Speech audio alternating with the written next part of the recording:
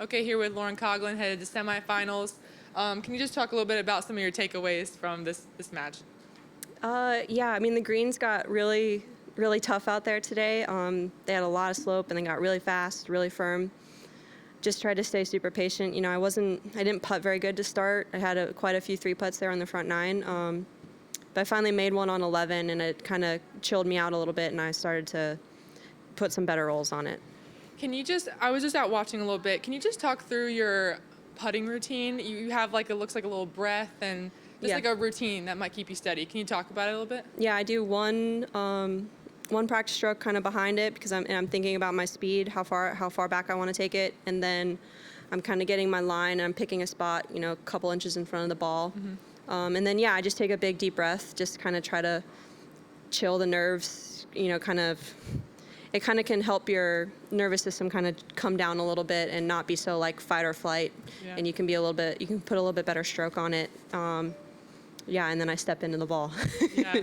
Is that something you've just adopted, or how long have you kind of had that? Pretty much since I started putting well last year, like towards like around Phoenix or so last year. You know, like Dr. Julie, if we've talked about stuff like that, Rotella, you know, just always just trying to keep you from tensing up. And again, like a big deep breath can kind of help your body relax for a second. And that's the main thing that you have to be when you're trying to make a putt. You can't be tense at all. It's already hard enough to put a good stroke on it. And if you're tense, who knows what might happen. Right. Right, Greg? Lauren, I was looking at every match of yours has gone to 18 this week. How much does that take out of you, or is it just part of the bulldog in you that you're going to fight all the way to the end? Yeah, I mean, I'm definitely feeling it in my legs, and I think I kind of was a little bit tired there to start the first few holes, and then the adrenaline kind of started to take over there probably through about 8 or 9.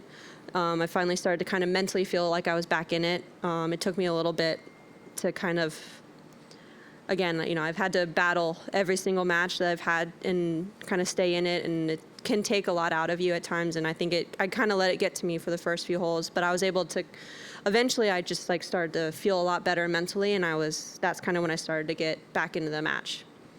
I noticed your card, you started 5-5, 5-5. Does that start to mess with your head at all, or you just think, I still have 14 holes?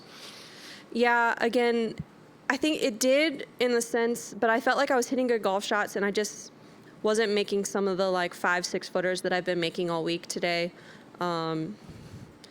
So I kind of knew, I was like, I didn't feel like I was playing that bad. I mean, I three putted a couple times, but it's really tough out there and you never know what's going to happen, especially in match play. So that's kind of why I always try to stay in it as long as I possibly can, just because you never know what might happen.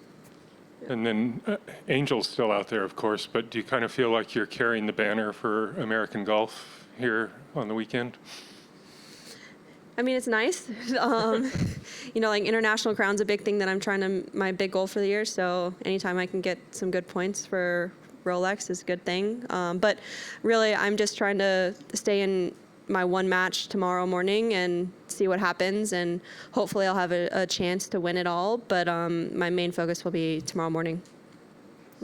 Just a few more from me. You mentioned it, International Crown Year. Was there any sort of more emphasis on kind of honing in on your match play skills this week, knowing that that's a possibility come October?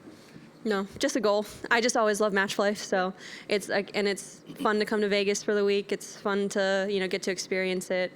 You know, my husband loves to, you know, slot machines and stuff. And, you know, Vegas Matt is like, we watch him on YouTube every night. And so like, we've been doing all kinds of slots and stuff. We've been crushing it on the slots this week. So yeah, it's just a really fun event to come to. So that was more the main thing. Yeah. And then just last one, this is such a unique event. I mean, you've already played way more holes than you normally would in a week. How do you mentally prepare for not only 18 potentially more holes, but 36 potential holes tomorrow? Yeah, I'm going to get some food and then try to get as much sleep as I possibly can and chill out and try to, you know, mentally shut down for a little while so I can kind of just be as fresh as I can be in the morning. Perfect. Thank you so much. Mm-hmm.